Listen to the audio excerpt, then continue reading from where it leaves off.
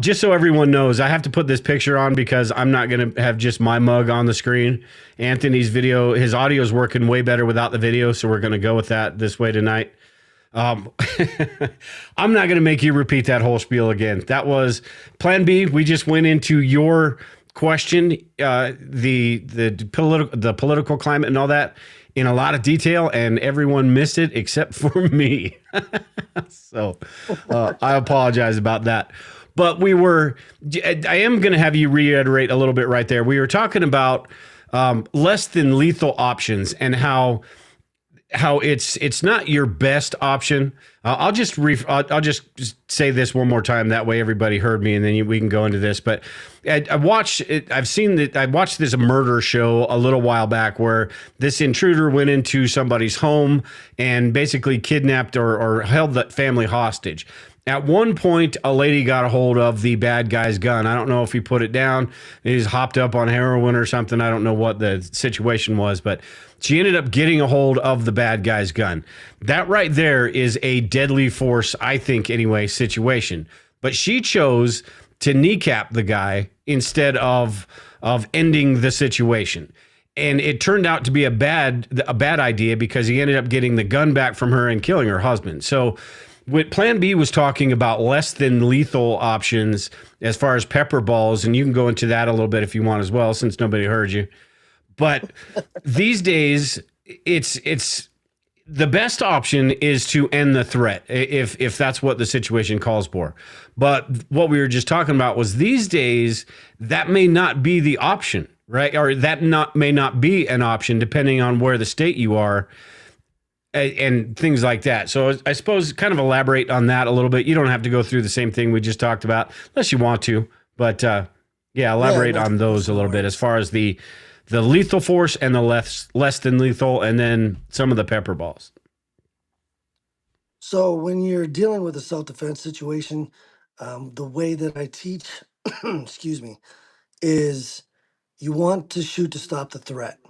Once the threat is stopped, then you stop. If you continue firing into the bad guy even after he falls down, well, then now you're going to be liable because now you're continuing the fight when you've already stopped it. Now, that's not to say that if you have to shoot somebody and they fall down and then they get back up and they're coming at you again, well, then you can continue to engage. But once they fall and the threat is eliminated, disengage and obviously holster your gun and make sure you're on the phone with 911. As far as the less than lethal, like I was talking about earlier, a lot of states still do not like people carrying firearms, like Massachusetts, California, Maryland, Washington, D.C. is like no-go for firearms. And so if you live in those states, your only option is less than lethal. Now, the less than lethal option, you can get the pepper balls. Berna has a pistol or a rifle that uses pepper balls. You can use paintballs. You can use tasers. Mace is always good. Fox makes a very good OC spray, which is the police issued OC spray. And that stuff works pretty good. But again, if you're going to go up against somebody that's on something, they might not even feel it and they might continue to come. I think my audio is coming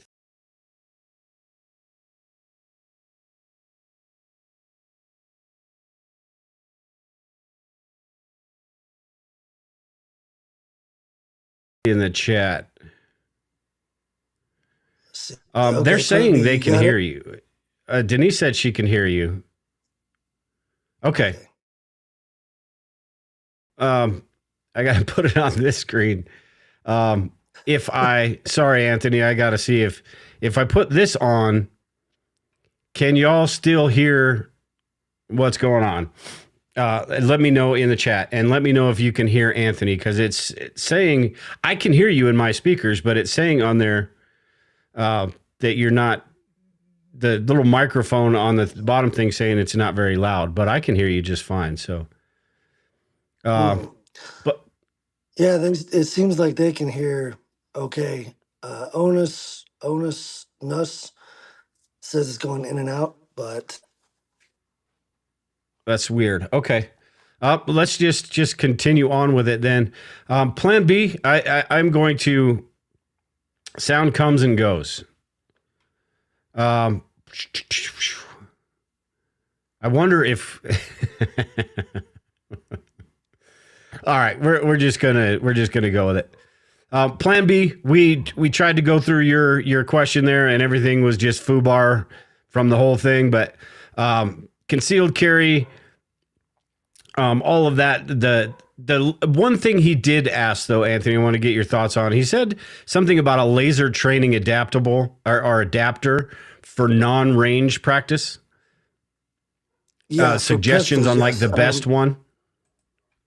Yeah, so when I went and did my research, Mantis X is always one of the top of the line. Mantis X actually has, let me get to my notes here. Mantis X starts out at $99 and goes all the way up to $249. That's one of the better laser training devices. There are a few other ones. Cert pills are more on the pricey end. And then you have Strike Man, which Strike Man is actually pretty good. You get a wide array of targets to shoot at. Starts out about $199, goes up to like $269 in price, but the Mantis X is by far the superior one if you're looking for those. And also, let me also as far as training at home, as like instead of using your actual firearm, I've got a training. It's like a pellet gun sort of thing. It's not the same weight. It is the same size and design as my Smith & Wesson Shield. So I can use the same holster and practice that. What do you suggest as far as practicing at home, with the laser pointer, and, is it even worth it to use the ones that sort of shoot the pellets? Because that's not going to help your accuracy or anything, but it would help with your draw, right? Dry firing like that. It'll help with your trigger pull.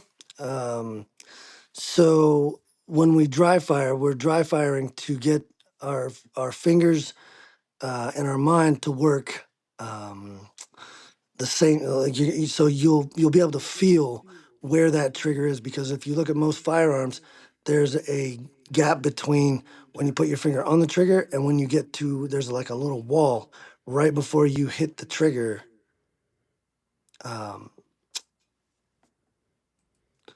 So when you pull the trigger back, you come to a wall, and that is where your trigger is. So when you pull the trigger from that point, yes, Plan B, muscle memory, absolutely.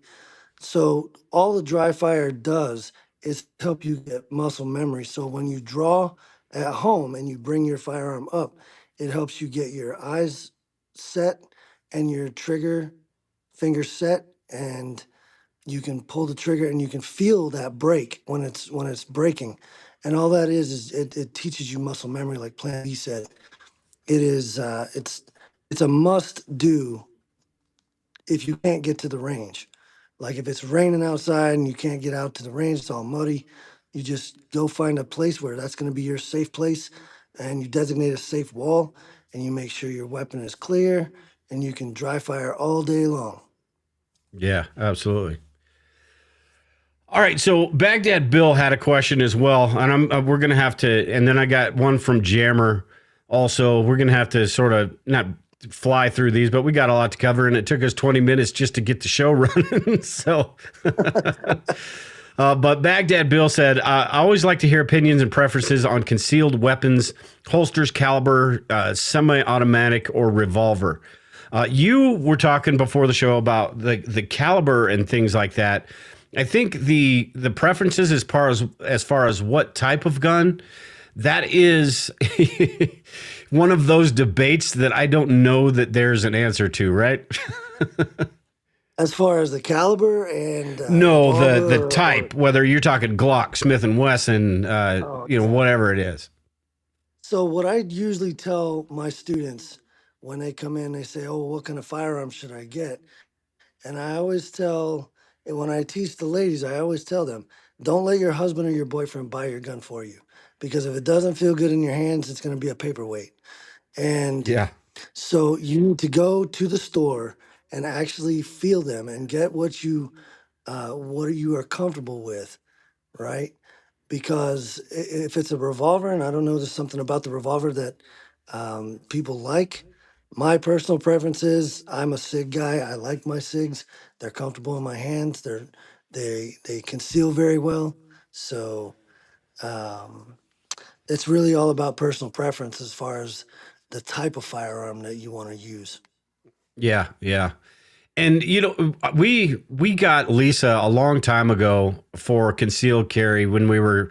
I don't have a concealed carry permit. We don't at this point, but we were going to get one, and we got her a little Ruger LP9 and a cool looking little gun, had a laser sight on it, and just something that was small, compact. She could put in her purse and really like the gun. But as you use it a little while, we figured out that that trigger pull scared the crap out of her because it took so long. Almost like you're just pulling it twice. So it just didn't, like, what, to speak to what you were talking about, it just wouldn't have worked for her because of the hesitation that, you pull it, you think it's going to go, and it doesn't, and then all of a sudden it does. So she was Yeah. timid about it. So yeah, I think the practicing with them as well too. Yeah, I think the LTP 9, is that what you said, right? The Ruger Yeah, LTP. yeah, Yeah, I believe those have really, really long trigger pulls. yeah, And when you get to like your semi-automatic striker fire pistols, which is, your SIG 365s, your 320s, your Glock 43X, Glock 19s, and so on. Excuse me. Those are striker fire, and the triggers are usually around 6 to 8 pounds, depending on if you get something that's custom made. You can get the trigger pull dropped, and you got to look in some states.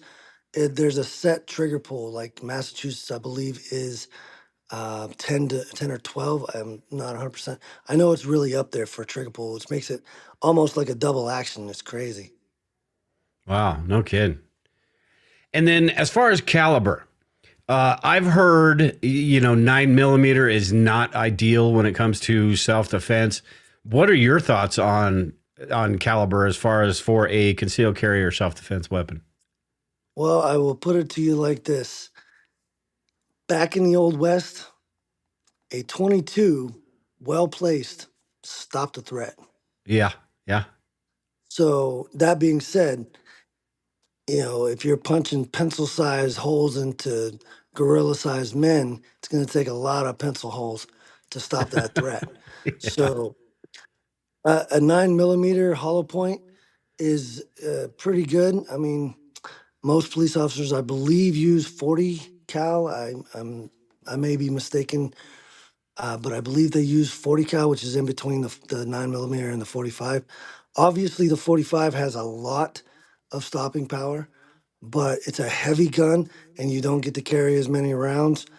The reason that we say 9 millimeter is perfect for EDC is because you can carry more rounds in the magazine and you can get more rounds down range faster rather than having to shoot 7 rounds and then reload. yeah. Makes sense. Yeah, my shield is a 40. Yeah, but Lisa's got her. She's got 9 millimeter. So, Yeah, and like you said, I mean, 22 gets a lot of flack because yes, it's sort of like what I was talking about earlier with the lady that shot the dude in the kneecap rather than ending the threat. It is that sort of situation. There is a little bit with the 22. There's more of a chance that it doesn't end that situation, but there are, deaths every single year from, I mean, that's what's dangerous about a 22. Some of these people out there that have these and there's not a lot of recoil. There's not a lot of noise with some of the guns.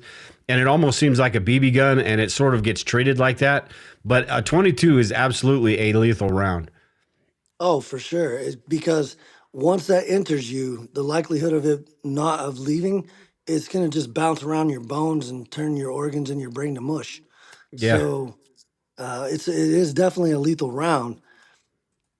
But as far as, you know, it's really just personal preference. My ex sister-in-law, she carries a 22 semi-automatic. That's her carry gun. She's not comfortable with anything else. And my fiance, she has a 9 millimeter. She has a 380, and she has a 40. She likes the 9 millimeter. Yeah. And you know what? This is another question for you because she's also got this 22. I can't remember what it's called. It's a Ruger, maybe I can't remember what it is, but it's a little 22. And she really likes it because it doesn't have the recoil, because it's not as scary, right? So she's more apt to shoot that. To when we go to the range, that's what she wants to shoot. Although I try to push her up, push her into the other direction. But if you're more apt and you're more willing to shoot something like that, would that be your recommendation? Hey, if you're willing to use it, then a 22 would be better than something that you're going to be more apprehensive in using. That's exactly right. If you're comfortable, whatever you're comfortable with, if you're comfortable with shooting pepper balls, then so be it. Carry the pepper ball gun. If you're comfortable with the 22 because it doesn't have so much of the percussion that you're going to get from a 9 millimeter or a 45, then so be it. A lot of people get fearful because that percussion, when it hits them, it scares them, right? So what you need to do is continuously, repetitively shoot that firearm so that your body gets used to that percussion. Yeah. Yeah. Hey, and I just pulled this out. This is, let me see if I can turn me on. See how I can do this. Oh, it's a Walther, P22.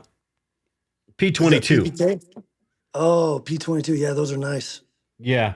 And it's a fun gun. It really is a fun gun, but, it is, it's not something I'd want to carry, but it is, just around the property, even for snakes and rodents and things like that, small game. It's a cool little gun. Along with that, it's a whole lot cheaper going to the range with the 22 than it is going with my AR. That is an absolute fact. I think I bought 1,000 rounds of 22, and I think I spent $100 maybe. Yeah, it's crazy. But it's so much fun shooting the AR and shooting the higher caliber. I mean, like I said, with me, it's almost like this, and this little gun's got a little bit of noise to it, so it's not like I can't like a 22 LR long rifle that I used to have. I can't remember if that was a Ruger or not, but I mean, you could barely hear it. It was literally like a pellet gun, and that it was sort of boring. At least this one's a little bit fun, but yeah, definitely a whole lot cheaper than that. Definitely, yeah. And getting back into the carry and um, what you should get, that's literally personal preference. Whatever feels comfortable for you, whatever you feel comfortable with, you're gonna carry. If, like I said before, if you get your missus a firearm and she's like, "Oh, I don't really like it," guess where it's gonna be? It's gonna be in the drawer. Yeah, exactly. And that's what happened with that LP9. we ended up selling that. Yeah. Plan B, that's exactly right. You need to spend time with the weapon that you're gonna carry, for sure. Yep. A lot Yep. of a lot of gun Absolutely. ranges, a lot of gun ranges have multiple different firearms that you can rent, and you can try them out to see which one you like the best. Yeah.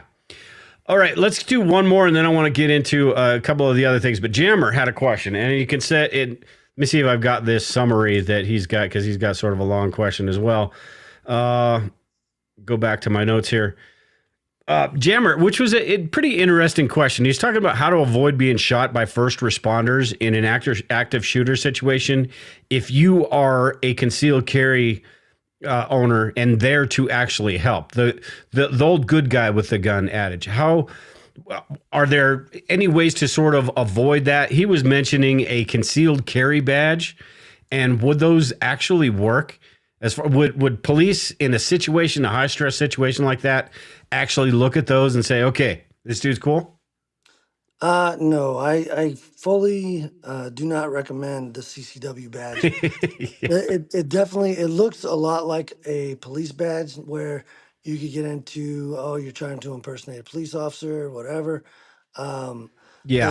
the likelihood of you getting shot by a first responder, unless you're just running around waving your gun around, you're most likely you're gonna get on the phone with 911. You're gonna be talking to them and you're gonna say, okay, my name is X, Y, and Z. My pistol is in the holster in my appendix carry or my hip or my back. I'm wearing X, Y, and Z for clothing. And that way, when the police get there, they know what they're looking at. They're still probably gonna handcuff you until they get the scene secure. But that's one very good way of not getting shot is make sure you're on the phone with 911 and you let them know who you are. And yes, exactly. Follow the commands of law enforcement. Yeah. And it's such a it's tough to sort of nail that down because it's such a fluid situation and it changes from each one to each one. And it's just kind of, I guess, training and thinking about what you would do in those situations and not making yourself look like the crazy ass, the Rambo or the commando or whatever, trying to solve the situation yourself. Work in conjunction with and all that. So it's yeah, it's a tough. It's kind of tough because the situation is different every single time, depending on what would happen, and the likelihood of us being in a situation like that are slim. Although it seems like that is growing these days, but It is definitely getting more and more likely that you will, even if you don't have to engage, um, the likelihood of you being attacked is growing ever more with, you have this influx of illegal immigrants coming over and they're not even from Mexico. They're from China and they're from wherever. But Venezuela, a lot of them are criminals and a lot of them yeah, are committing crimes. So, and they're going to a town near you. So it's getting more and more likely that you may have to defend yourself. But knowing that the police are going to probably handcuff you anyways, your best bet is to let 911 know exactly what you're wearing, where your firearm is, and just sit there and wait for them to get there. yeah, yeah. And then one last thing, but then I want to talk about Baghdad Bill's revolver or semi-automatic. But with that, now I just totally lost my train of thought. What I was going to expand on what you said. Oh, we were talking about insurance in the beginning, and I'm not sure if everyone heard that point right there. But whether you're talking about a situation like this or you're talking about a self-defense situation at your home or wherever you are, expect to probably be handcuffed, maybe even have to go to jail and all of that stuff, correct? Because they're not, depending on the situation, most of the time though, if they haven't figured things out, you're probably going to be assumed a suspect, and in some states you're just hosed for defending yourself anyway. But what are some expectations if you do have to use a firearm in self-defense, whether it's a situation like we're talking about or a situation for home defense? So most likely you're going to be handcuffed. They may put you in the cruiser until they get the situation secure. Then the police will probably come over and start asking you questions, saying, what happened, who was there, are there any other witnesses, and then it is up to you to say to them, I will comply with all of your questions. I will answer all of your questions. I'm waiting for my lawyer to get here. And Yeah. then make sure that your lawyer gets there before you open your mouth about anything, because whatever Yeah. whatever you say is probably recorded, and they can use that against you. Should say you shoot the bad guy, he doesn't die, and then he tries to countersue you, right? So you want to be very careful with what you say, even though you know you're the good guy and the police know you're the good guy. It is their job to figure out who started it. The bad guy could say, "Hey, I was just walking by and this guy just shot me," right? So it's very important to wait for your lawyer to get there Yeah, and then it's But the lawyer's job to get the other guy off. So anything you say can and will be used against you. that's exactly what it is. Like if you know that you're going to be arrested, then your first call should be to, and we go back to the insurance that you can get your for yourself for carrying your firearm. X Insurance, USCCA, the Right to Bear are all good insurance companies to make sure that you're covered. And usually they have a card that you get, and it has phone numbers on it that will have. I know the USCCA has lawyers 24 hours. If you are in a self-defense situation, you can call them up, and within 20 minutes or so, you're going to have a lawyer right there by your side. Yeah, yeah, Yeah, Plan B just said it right. I want to comply with your questions. However, I want to have legal counsel present when I do. yeah, absolutely. All right, let's get to Baghdad Bill's question about semi-auto or revolver. And this is an interesting one to me because I am one of those guys. I like the revolver. I just the guns themselves, the Taurus and things like that. I even like the old West type revolvers and things. But as far as, I mean, there's a lot of benefits to the semi-automatic over a revolver. Safety, I think as well, semi-automatics are a little bit better. What are your thoughts on that between the two, your preferences and just all the different factors you should think about? So my thoughts with the revolvers. Revolvers are absolutely amazing. 9 times out of 10, you're not going to have a jam with one of them. You're not going to have to worry about a double feed or a Yeah, stovepipe or anything like that. That being said, it is a great backup gun, but not so accurate when you're shooting it. Now, in defense situations, you're not going for precision, you're going to stop the threat. But if you're shooting a 357 snub nose, that thing's going to kick like a mule, and you're probably not going to be very accurate with it unless you just train with it all the time. yeah, Semi-automatics are a little bit easier to handle. The grip is a lot different than it is than with a revolver. With a revolver, you have the thumb over thumb. With the semi-automatic, your palm uh, up against palm. So it's really personal preference again with regard to those. My preference is if I have a revolver, it's going to be my backup. If I have the option, I'm going to go with the semi-automatic. yeah. Excellent. Awesome. One more question from the group, and then we're going to move on a little bit to the EDC stuff. But and also when we go into the EDC section, if anybody's got any questions, I'm going to scan the chat and answer some of the questions you have. But Archangel Gabriel here said he heard you talking. You said earlier about 45 cal being too heavy. Why? He said 911 is not heavy and has stopping power. So why do you say 45 caliber is too heavy? Is that as far as what you're carrying, the amount you're carrying? So when you're talking about the amount of ammo that you can carry, the reason that the military used the 5.56 and did not go with the 7.62 is because it's heavier. The 5.56 is lighter. You can carry more ammo. You can stay engaged in the fight longer.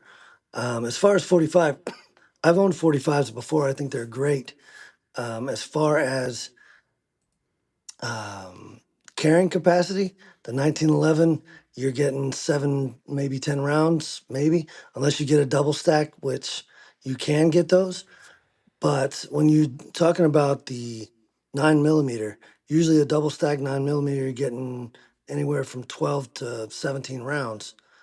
Whereas with a 1911, you're only going to get 7 to 10. Yeah, yeah. And again, it's that whole preference and weighing your pros and cons and deciding what you want to do and all that. Yeah, Exactly. Denise said here she's got rat shot in a revolver on her side, the side of her bed.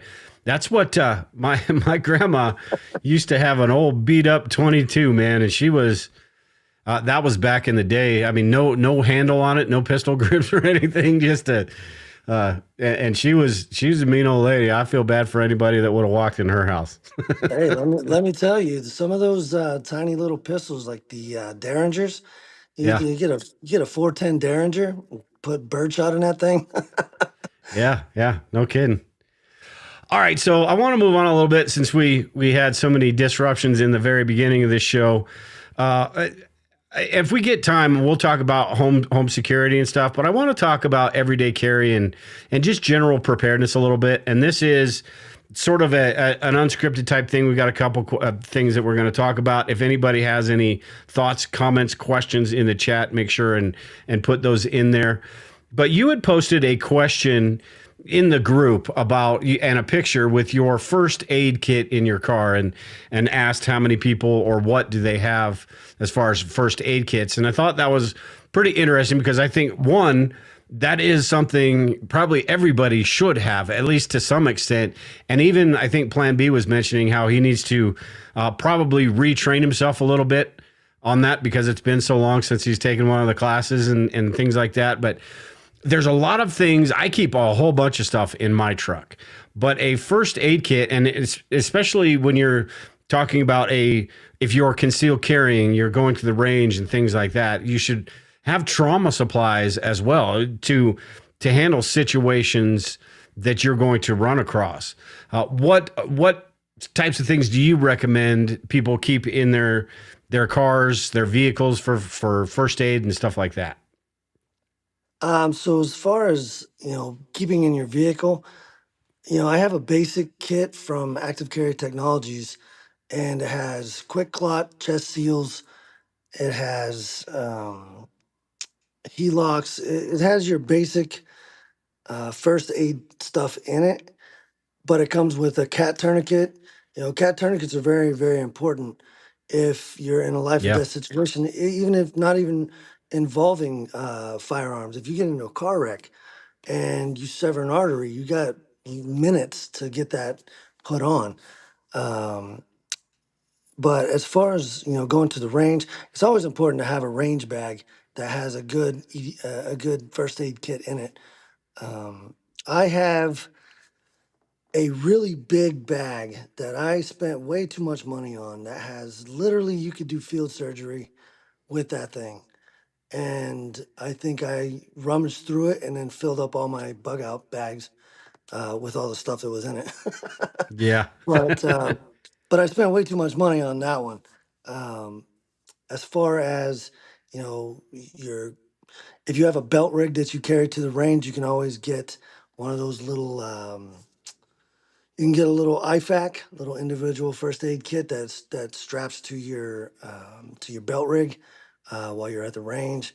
You can get those little IFACs that just mount to your range bag, but you want to make sure you have HELOCs or quick clot. You want to make sure you have chest seals, tourniquet, and bandages.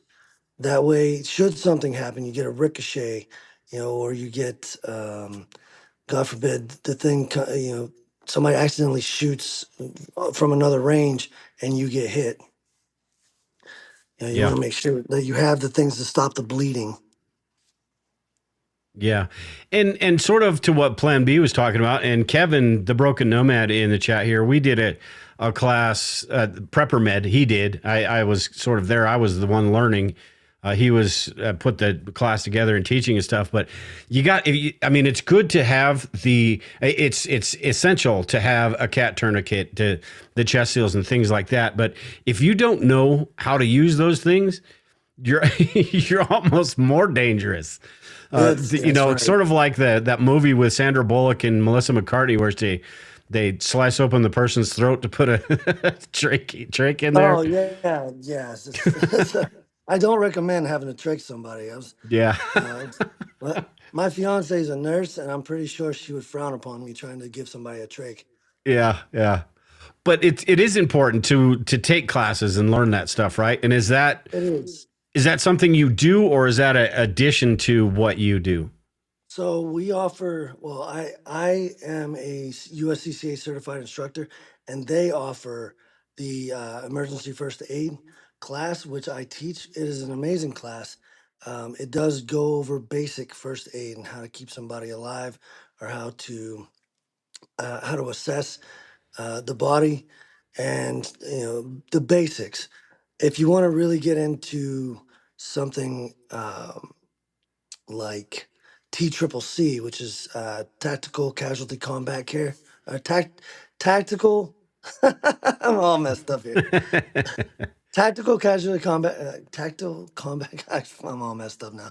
Anyways, TCCC is goes way more into the advanced stuff, and as far as like doing tricks and doing like that sort of thing. But our basic um, class that I teach, that I'm certified to teach, we go over chest seals and how to put chest seals in. We actually have a dummy that you can actually do CPR on. It's the basic. It just gets you basic knowledge of how to keep somebody alive, basically, until the first responders get there. Yeah, yeah. And Kevin said here in the chat, he said he's got 3 kits in his van, various sizes from basic to advanced stuff. I've got 2 in my truck. I've got one is a trauma kit, and then I've got the other one that's got all of the, the normal stuff that may happen from, breaks and sprains to bigger cuts and things like that. But yeah, I think it's important to have those things, but you also have to think about the skills to be able to use those things. And even like Plan B was talking about, where it's been a while since he's taken one of the classes, that's still a lot better than being one of these people out there that are just like, okay, I went to this prepper website or this everyday carry website, Skinny Medic or something, and these are the things that he told me to get. So I got all these. I'm good to go. Right. Yeah. Well, Probably not the case. Yeah, but do you know how to use them? So I like to train with my tourniquets. I'll throw them on and I'll wrap them up real tight and I'll squeeze them until my blood starts pumping in my arm, and then I loosen it up. Obviously, I don't want to cut the circulation off of my arm, but I'll throw it on my leg or I'll throw it on my arm. Obviously, if you have trauma to the cardiovascular triangle, you have a lot more things to worry about than bleeding out Yeah. from an arm. Um, Broken Nomad said, "Keep up the training." Absolutely. When you get your kits, go through it. They usually have a instruction booklet that shows you what they're for. It doesn't go into how to use them, but it does tell you what their uses are for. And as far as what I think Plan B said, do not use tampons Yeah. to plug a wound.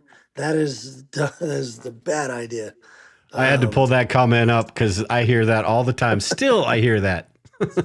Yeah, you don't want to do that. So that you get the quick clot gauze, and that has the quick clot on it, and it's gauze that you can plug the wound with. Um, a lot of people will say, "Oh, it's just kind of like a tampon," but it's really not like a tampon because it's not gonna break apart. It's not gonna swell up way too big.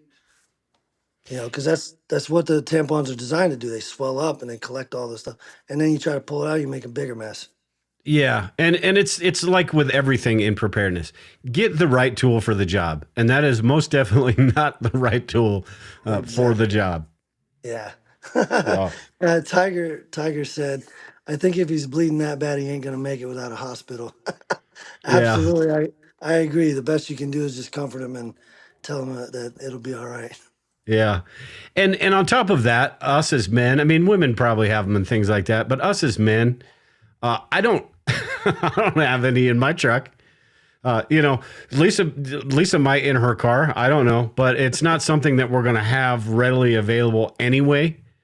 And it's not something that, as I'm going through my list of everyday carry items that I want, it's not something that ever makes my list. So So back before they decided that tampons were a bad idea for plugging wounds, when I was in the military, I used to carry one in my rucksack. I did had you? one or two. Oh yeah, yeah. And then they said, "Oh yeah, you can't do that. Tactical casualty combat care. Yeah, yeah, It's not a layperson." You're right. No, it's not Broken Nomad. Um, it's difficult to be able to get into a TCCC course. You have to be a first responder or military to be able to kind of get into that.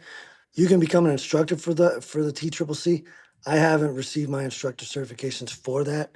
But going through what I went through with the military training courses that we took, it was the TCCC course. But of course, civilians, it's very difficult unless you're like a nurse or a doctor. Yeah, EMS, right? Yeah. Now, let's move on a little bit from the first aid stuff. As far as other everyday carry items, and I suppose we'll keep on the self defense stuff that we were talking about today. If you are, because you do consulting as far as for businesses, for schools, for home security, a lot of different things. As far as other self defense options, say, and this sort of, I suppose, goes into what Plan B was talking about earlier with the less than lethal things.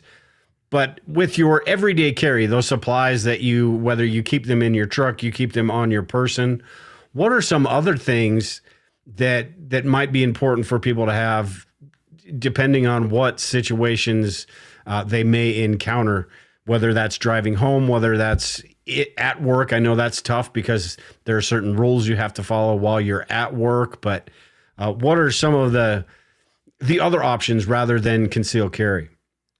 So you could, my personal, what I carry, I have a pocket knife, I have a multi tool, I have a first aid kit in my truck. Yeah, big stick. My day job, I carry a big wrench. But you know, uh, if you can carry a pocket knife and a multi tool, because a multi tool does have a knife on it, but Yeah. it's not going to be like your go to, good blade that you can whip out if you need to. You want to make sure that you have, if you're in your vehicle, you want to make sure you have something that has a glass break on it in case, God forbid, something happens, kind of like the bridge collapse, and you find yourself in the water and you got to bust the glass to get out. Yeah. Um, you want to have a seatbelt cutter on it. So all of my knives have a seatbelt cutter and a glass break on them. Yeah. And that's all important stuff to have. That's why I've got, I mean, I've got a truck with an extended cab, so I've got room to put all that stuff in there. But I think it really is important to think about those situations. You just never know what's Yeah. going to happen. I mean, car accidents happen all the time. These days, the incidents at work, whether that be a mass shooting situation or just, whatever it is, you just never know. But it's also Yep. really complex. You can put whatever you want in your car for the most part. But as far as going into work, that's a totally different story. Now, I don't think your boss is probably going to frisk you to find your little pocket knife or your multi-tool. And even if you did have a multi-tool, they're probably going to think, okay, that's just a little multi-tool. Yeah. But you probably don't want to walk into, if you're an accountant or something or a secretary, you don't want to walk in with an 8-inch fixed blade knife on your belt. Probably not going to go over too well. Absolutely not. No. But a good little pocket knife, like, Benchmade makes good knives. There's a few others that are much, much more expensive, better quality, but Benchmade and K-Bar, they make pretty good pocket knives. K-Bar does make a lot of fixed blades that are amazing. Hmm. But as far as pocket knives that you can clip right in your pocket, Benchmade makes amazing ones. Shannon said, weather prep supplies for the season, 1,000%. Yeah, I was just going to pull that up. Yep. So we can go there. Yeah. So if we live up in the Great White North up here, so winter lasts about, I don't know, 9 months. So emergency blankets for your vehicle, emergency blankets, food, water. You want to make sure you have like a case of water just in the back. Water doesn't really go bad too awful fast, so but you definitely want to have those, a little weather radio. God forbid you end up in a ditch. You want to have something like hand warmers to keep your hands warm, your feet warm. Other places like down south, you have tornadoes, you have hurricanes. It's just going to vary from region to region. Yeah.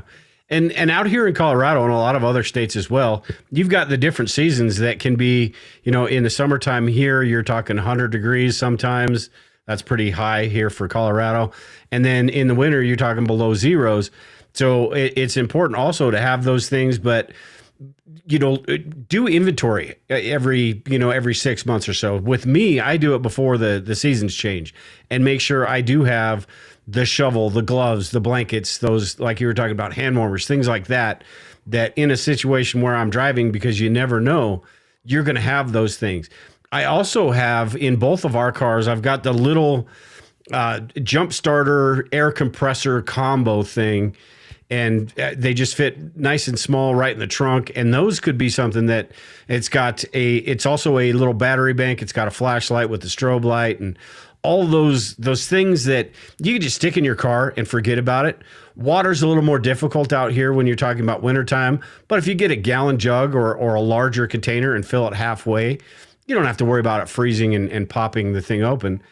Right. But there are things you can keep in your car that don't require a whole lot of maintenance. And as long as you're checking them from time to time, like the hand warmers will last a really long time. And as long as you're replacing those and checking those, those are things you should have in there. But yeah, there's a lot of things that we should have in our car, just that the average person doesn't think about. I've bought cars for my kids. They're used cars. None of them ever have a jack in them. I don't know why that is. Yeah. And most people don't even think about the stuff like we think about it as preppers. Right. So what are you going to do, like, when you have a flat tire? You're like, crap, I didn't check to see if it had a jack in it. So Yeah. jacks are great, and you can use the jack as a weapon if you need to. Yeah, the tire iron. The tire iron. You can use the jack or the tire iron as a weapon if you need to. Shannon made a good point here. She said, list medications, medical conditions for emergency response if you are found unresponsive. That's awesome. That's perfect. Yeah. There's just a lot of things. I mean, we don't need to have every single thing, because then we wouldn't have. I've got so much stuff in the backseat of my truck that I have to move things around whenever we put the kids in there, or back when the kids lived here. It's not an issue these days, but you don't have to have every single little thing. But all the little tips, the couple that Shannon gave and that Kevin had been given and stuff, is absolutely fantastic advice, because it's better to have those and never need them than to be in a situation where the EMTs are fantastic at their job, or the first responders are fantastic at what they do, but any little bit of help you could give them as far as directing them and as far as what they should do and can do and shouldn't do, I think is going to be super beneficial. And if you do find yourself in a situation like that, which is a touchy situation as far as from a legal perspective and otherwise, if you are in a situation where you are that first responder, you need to know what you can feasibly do as well, and not, like I said earlier, not make the situation worse by going in and thinking, oh, I got this, I'm going to yank this person out of the car, I'll throw a cat tourniquet on them and wait for the first responders here. That goes into the training as well. You got to know what you should do in situations like that. Oh yeah, it's funny that you say that, because we go up to the Kangamangas Highway and we go look at the fall foliage every year. And we went up there this last year, and there was a car wreck literally right in front of us. And the car flipped on its side, two elderly people. My fiance runs over. We're running up there. We're trying to hold the door open, and we're pulling these people out. We got she's a nurse. There's another nurse, and there's a paramedic on the way, and we're pulling them out of the car. And all the while, we're trying to hold the car on its side so it doesn't fall over on anybody else. And we get the lady out, we get the man out, and my fiance's laying there with the man holding his head, so it doesn't move, doesn't cause any more damage. And I was thinking the whole time, I'm like, oh my goodness, like, should we have done that? Should we have just waited? But she was Johnny on the spot, and she knew exactly what to do. It was great, but not everybody has that. Yeah, I'm curious in the chat, and Plan B just asked a question. I gotta put this up real quick. Some people are watching. He said he's only getting some of the chat. Some people are watching on Rumble. Some people are watching on Survival's Prepper, and some people are watching on the Bug Out Location, and then even Facebook. So whatever platform you're on, that's all you're going to see. And unfortunately, there's no way uh, to post everything. I suppose I don't know if I can throw everything up here on the screen or not, but now I lost my train of thought again. That's all. Oh, It happens. I know. I was going to ask everyone in the chat if you're driving down the road and you do see a situation like that, and I'll ask you too, Anthony. I'm sure I know the answer of what you're going to say, but if you did see a situation and you were the first responder, would you would you have the skills to actually help? Would you stop, or hopefully hopefully nobody would just drive by, but would you be able to help out in a situation like that? Anthony, I'll let you go, and I'm pretty sure I I know what mean, your response is, but or what is your advice to people that maybe just the average person that doesn't have a whole lot of skills, doesn't have a whole lot of training, sees something like that happen where maybe it's just a single car or it's a car wreck and it happened right in front of your face, and there hasn't been enough time that's elapsed for the first responders to get there. What maybe should some people's first reactions be? so some of the things that you can do is, you have to assess the situation. Number one, you have to make sure that you're going to be safe. If you come upon a car accident and the car is smoking or the car suddenly catches on fire, you want to make sure that you are at a safe distance. Um, Secondly, you're going to want to be on the phone with 911 while you're running over to the car or whatever the accident is. You want to ask the person, "Hey, are you okay? What's hurting on you right now? Is everything okay?" Um, you really, if you're just the average person, you want to kind of leave it to the uh, the first responders. If you have any kind of training on tourniquets, if they're bleeding profusely, obviously you want to try to help stop the bleed, but you don't want to try to pull them out of something where they may be pinned and you could cause more damage to them. Yeah. But you want to assess the situation, and then you want to give the 911 dispatcher all the information that you see while they're on the way to the scene. Yeah, and that's what I would do in a situation like that. I would a couple of great comments. Jammer talking about Jammer and Shannon, call 911 and don't put yourself at risk. I would do my best to comfort that person as if they were conscious, and make sure to get the people that know what the hell they're doing there as quickly as possible. Sort of assess the situation, make sure that there's not any other danger that is immediately present, sort of like the car sinking in a lake, or maybe the car Yeah, getting ready exactly. to explode, something like that. But in just I don't want to say, I guess it's not a normal situation, but an average situation, it would be more about keeping them as calm and comfortable as possible, and trying to do whatever I can to get the other people there that know what they're doing as quickly as possible. Right. Yeah, you definitely want to let the professionals do their job. But any information that you can give them while while on their way to responding, that's going to make the chances of them surviving that much better. Yeah. And Tiger put a comment here. I got to clarify too. Yeah, he said cars don't explode like on TV. They start to burn and they'll burn pretty rapidly.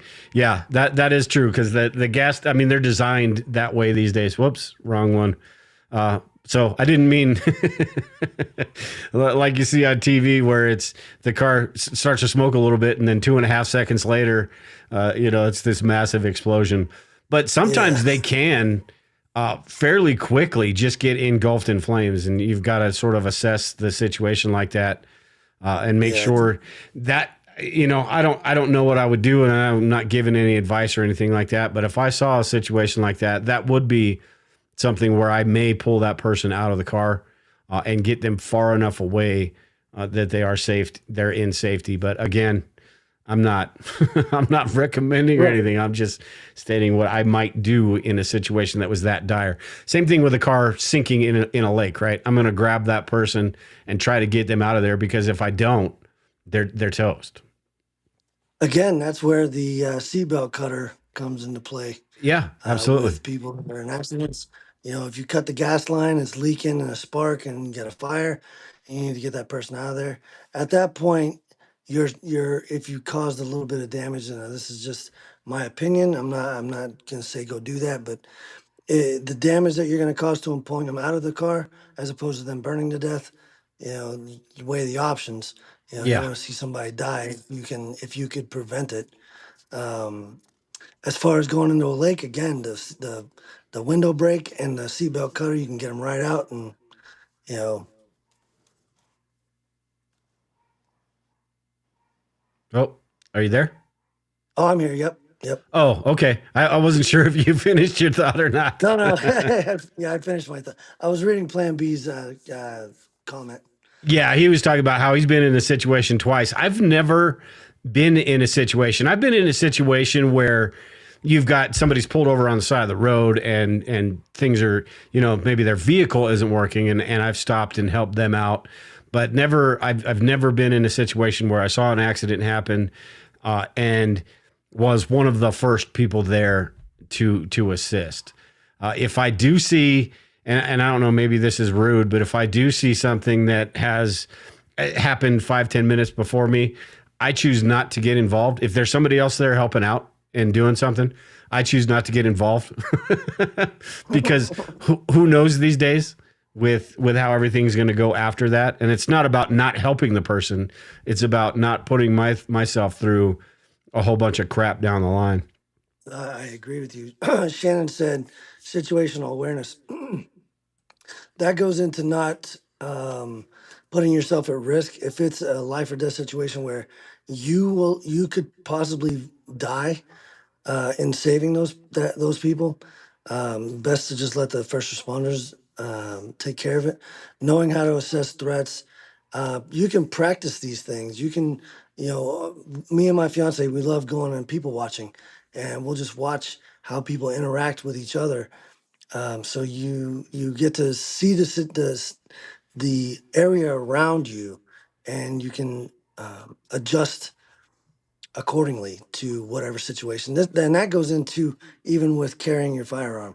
Situational awareness is knowing everything around you. You could see if you're looking down the street and you see a fight. Well, you can avoid that by walking the other way, because if you see it and you go to it and you engage, well, you knowingly went into harm's way, right? Now, if it happens in front of you, that's one thing. But if it's down the road, and obviously it's personal preference to go do so, but you're taking your freedom and your life into your own hands doing it that way. Yeah, yeah, and you know what? It's a great point, Shannon. I think situational awareness is whether you're talking about a situation we were talking a little bit about earlier, where you're at work, you're in a get home situation, you see shady things going on. Whether you're just going out to lunch, wherever you are, the grocery store, the more you're paying attention to things like that, all of those different things, you're setting yourself up more for success, or at least giving yourself better odds than the typical person these days that has got their head buried in their cell phone, or they get out of their car going into the grocery store and look down to their purse, put their keys in their purse, or guys, not necessarily the purse, but grab your phone and not even paying attention to what's going on around you. And that situation right there where you're getting in and out of your vehicle, you're pretty vulnerable.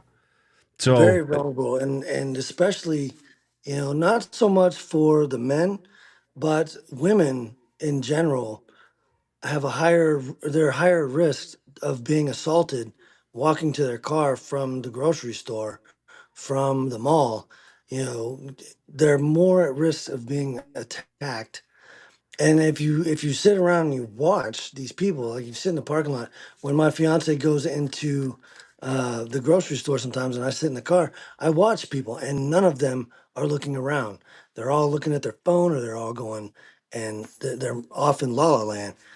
yeah, So you try to teach people, hey, pay attention to your surroundings. When you walk out, look to your left and right, and see if somebody, like Shannon said, recognize when you're being watched. It's very. We had that same situation happen over Christmas at the mall. Literally, these people were watching us, following us. I don't know what they were trying to do, But the minute that they caught on that we were watching them, they took off. Yeah. Yeah. And sometimes that's all it takes is just Oh yeah, no, acknowledging that I see you seeing me. exactly, because the bad guy wants to be they want the shock and awe. They want to grab you and shock you so you don't know what to do, right? But if Yeah. you look at them and you say, "I got my eye on you," and I'm watching you, dude, they usually are pretty quick to disappear. Yeah. Yeah.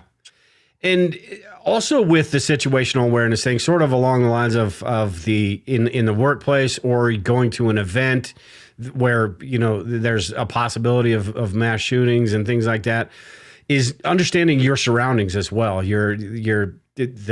The places that you're going to be able to escape. When I go to, and I don't much anymore, but going to concerts, going to football games, I'm always I'm really anxious in situations like that. That's probably why I don't go much anymore.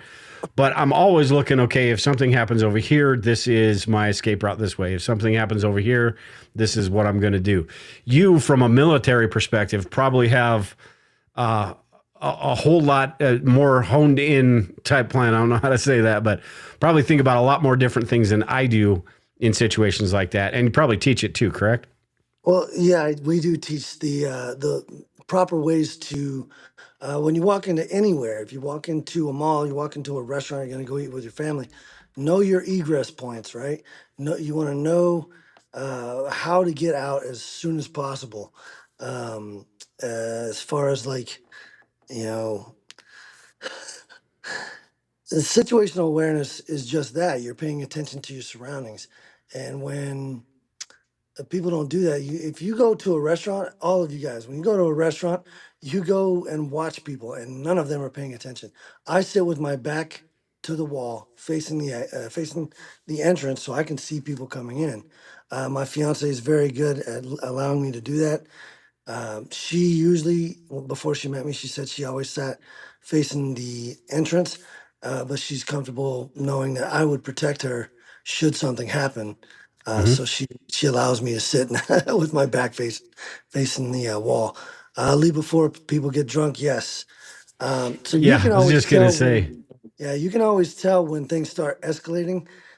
If you're at a bar, I want to get back to the concerts.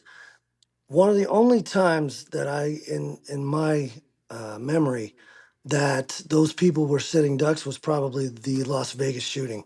The Las Vegas shooting, they literally were sitting ducks inside a bunch of Jersey barriers, and they were being shot at from an elevated position. So you're really just a sitting duck Hmm. at that point. And at that point, it's mass chaos because you have 30,000 people at a concert venue or however many people were there, and they're all trying to scramble for the exits.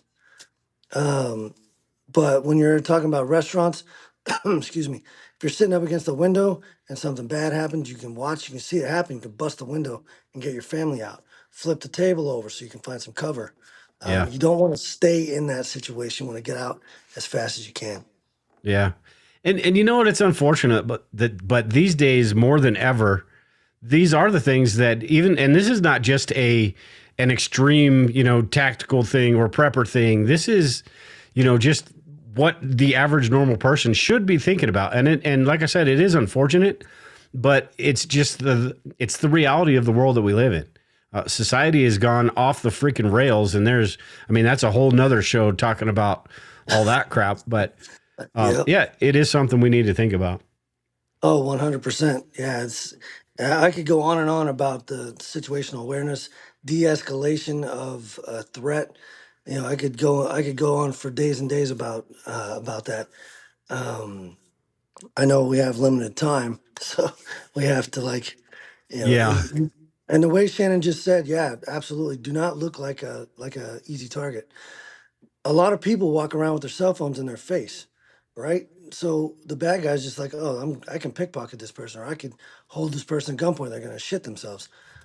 If you're looking around, right? If you're looking around and you're making eye contact with people, if you're making eye contact with a guy or a guy or gal that decides they want to do harm to you, the minute you make eye contact with them, the likelihood of them attacking you has just dropped significantly. Yeah. Yeah. Exactly. And yeah, we are going to get out of here today. We're over an hour now, But I do want to.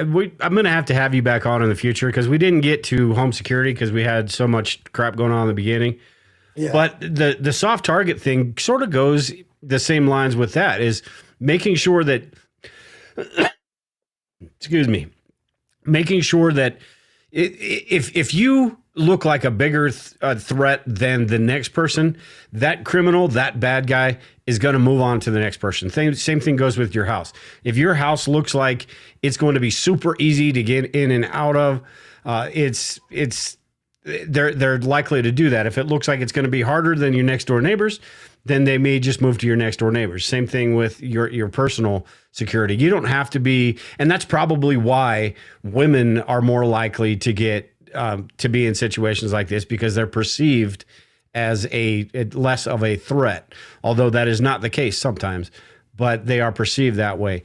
But it is just even if it's not, carrying around if you're a woman carrying around a tactical backpack and a Rambo knife on your hip or something like that, just paying attention and just staring somebody down and saying, hey, I see you. I know exactly what you look like. I'm paying attention to exactly what you're doing. Yep. And things like that. It is definitely the way that you carry yourself. If you carry yourself slouched over, like you see all these teenagers nowadays, they slouched over looking at their phones. If you walk with your back straight and you're walking with purpose, they're going to be less likely to come after you because they know that you're paying attention to everything. Yeah. Yep. All right, man. Well, I appreciate you coming on today. It actually worked out pretty well once we got the whole, the first half an hour or so ironed out. I do want to have you back on in the future, though. I don't know when, and we'll make sure we'll figure things out beforehand, make sure everything's working correctly.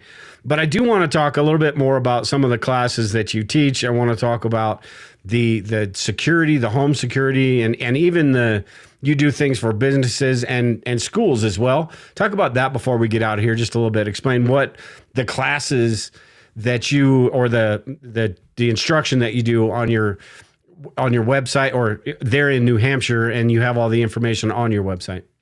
Yeah, all the information for the classes is on the website, homefrontft.com. One of the big classes that I kind of started pushing this last year is dating safety.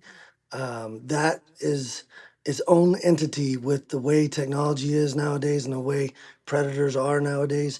Dating safety is at the top. But I do concealed carry, I do basic first aid, I do intro to firearms maintenance and how to store them properly. We go into with the security consulting. We go into businesses, we find the egress, the how to get out. For those of you that don't know what egress means, it's exit. And infill, you want to look at where infill is coming in. You want to find the threat angles. You want to find the places that should probably have cameras. And we do the same thing for homes. For homes, we show people basically where to put their cameras. There's 3M film that makes your glass basically impervious. We teach de-escalation skills. Yes, we do, Shannon. And excuse me, how to make your house look like not a threat. And if somebody is just hell bent on coming in, how to keep them from getting in. You have the Strike Master 2, which is a steel bar that goes in between your door jamb and your door. And basically, you could not kick that in because the screws go into the studs. And it's like 3 feet long, this steel bar is.